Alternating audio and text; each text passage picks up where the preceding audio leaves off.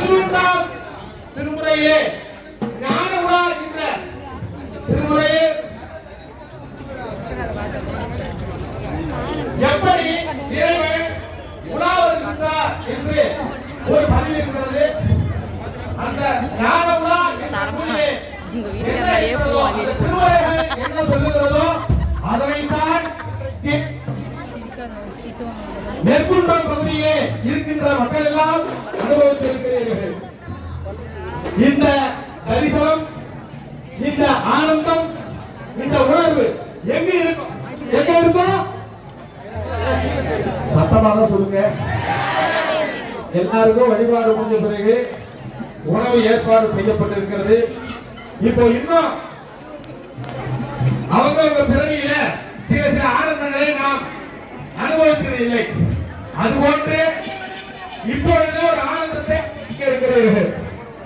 ஒரு பெரிய கற்கோவிலே எப்படி வழிபாடு நடக்குமோ, கற்கோவில் என்ன கையாளத்திலே எப்படி இறைவன் செல்லுவாரோ, சகல பூதகணங்களும் தேவகணங்களும் பரிவாரங்களும் குறையும் ஆரவற்றமும் தீவண்டியும் என்று இன்றைக்கு நமது பர்வதவத்திரி அம்பிகை உடனவர் ராமலிங்கேஸ்வரர் திருவருள் செய்திருக்கிறார் என்று சொன்னால் அது இந்த மக்களுக்கு இறைவன் கொடுத்த பெரும்.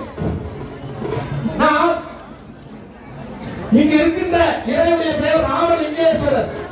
இந்த ஊருக்கு பகுதியில் இருக்கக்கூடிய ஊருடைய பெயர் குசலபுரம் என்று போற்றப்பட்டிருக்கிறது, கோயம்பேடு என்று போற்றப்பட்டிருக்கிறது, ராகவபுரம் என்று போற்றப்பட்டிருக்கிறது.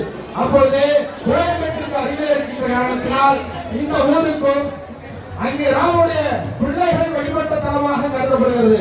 அதுபோல அங்கே ராமனுடைய பிள்ளைகள் வழிபட்ட காரணத்தினால் அங்கே இறைவனுடைய பெயர் குருமாரீஸ்வரர் என்றும் குசாபுரீஸ்வரர் என்றும் போற்றப்படுகிறது.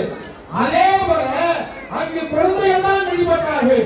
ஆனால் இந்த இடத்திலே நெற்குன்றத்திலே வந்து ராமனே வழிபட்ட காரணத்தினால் இங்கே ராமலிங்கேஸ்வரர் என்று இங்கே இறைவன் திருநாமம் கொண்டிருக்கிறார்.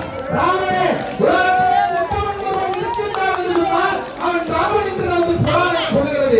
அதுபோன்ற உத்தமன் வழங்கிய ஒரு இறைவன் யார் என்று சொன்னால் அவர்தான் சிவபெருமான்.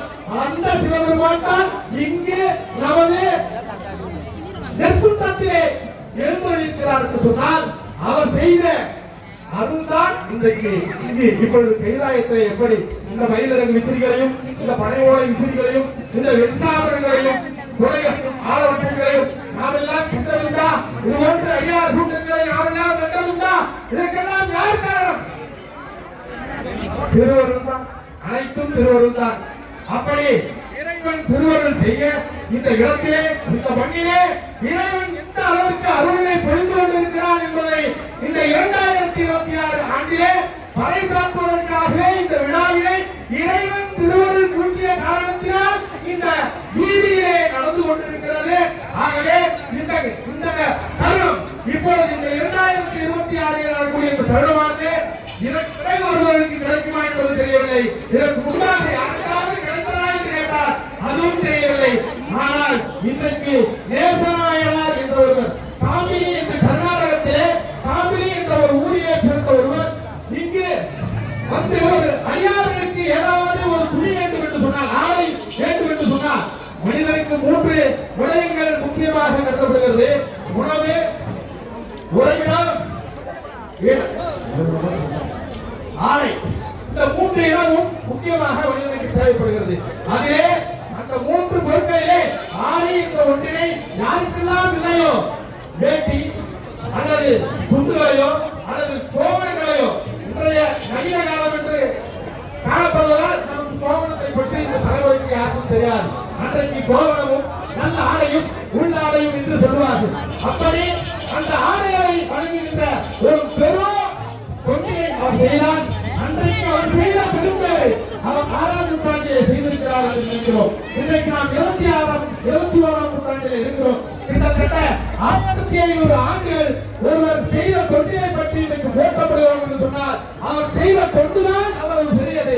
அதற்கு இறைவன் அருளி இறங்கி வந்து அருளி இருக்கிறார். அப்படி அருளிய நாயனார் தான் நேச நாயனார் என்று போற்றப்படுகிறார். அப்படிப்பட்ட நேச நாயனாருக்கு 63 நாயன்மார்களில் ஒருவராக கருதப்படுகிறார்கள்.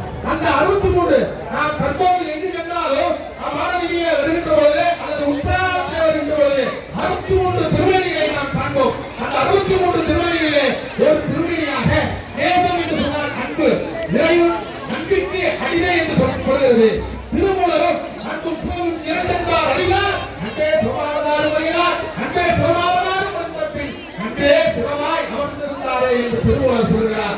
அப்படி அன்றாட வாழ்ந்து இருக்கின்ற வாழ்ந்து இறைவனை சேர்ந்த அந்த நேச நாயனாரை இந்த ஊர் பொதுமக்களும் இந்த ஆலயமும் ஆலயத்தை சார்ந்த நிர்வாகிகளும் ஆலயத்திலே வழிபாடு செய்தவர்களும் ஆலயத்திலே இசைக்கருவிகளை இசைப்பவர்களும் மற்றும் என்ன தொண்டுகளை உள்ளந்தோடு செய்கின்றார்களோ அவர்கள் செய்த தொண்டுதான் இன்றைக்கு இறைவை இது போன்ற ஒரு மக்கள் வெள்ளத்திலே இது போன்ற ஒரு இசை விதத்திலே இது போன்ற நேசநாயனாரோடு இங்கிருந்து பாருங்கள் வெறும் தலைவராக தெரிகிறது.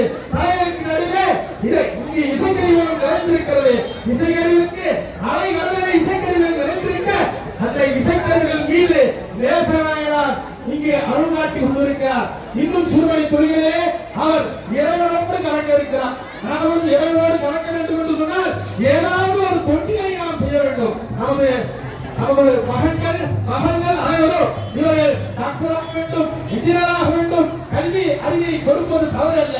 ஆனால் அவர்களுக்கு நமது இறைவனுடைய உணர்வுகளையும் இன்றைக்கு ஊட்டி வளர்க்க வேண்டிய ஒரு சூழ்நிலை இருக்கிறது.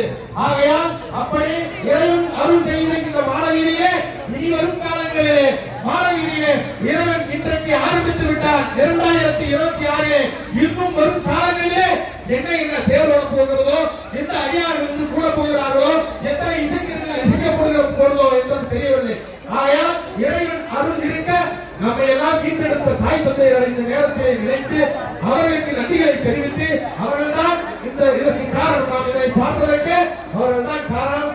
ஆகையால் நமது முன்னோர்களையும் இசை தெய்வங்களையும் அனைத்து தெய்வங்களையும் வேண்டி யார் யார் என்னென்ன பிரார்த்தனையோடு வந்திருக்கின்றோமோ அத்துணை பிரார்த்தனையும் நிறைவேற வேண்டும் என்றும் மற்றும் இந்த விழாவிற்கு 3 வாரங்களுக்கு மேலாக உழைத்து கொண்டிருக்கின்ற அனைத்து உள்ளங்களும் 16 பேர்கள் பெற்று பெருமாறு வாழ வேண்டும் என்று இந்த நேரத்தில் வேண்டி விருப்பம் செய்து கொண்டு இறைவனுடைய திருவடியிலே மலர்த்தாமரையிலே விண்ணப்பமாக வைத்து இப்பொழுது இறைவனோடு நேசநாயனார் கலக்க இருக்கிறார். அதற்கு முன்பாக ஒய்யாளி என்ற ஒரு நடனமானது இறைவன் ஆடுகின்ற நடனம், அது ஒய்யாளி என்று போற்றப்படுகிறது.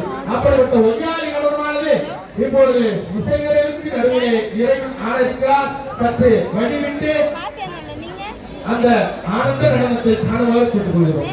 சிவாய் போற்றுவோம். நமச்சிவாய்.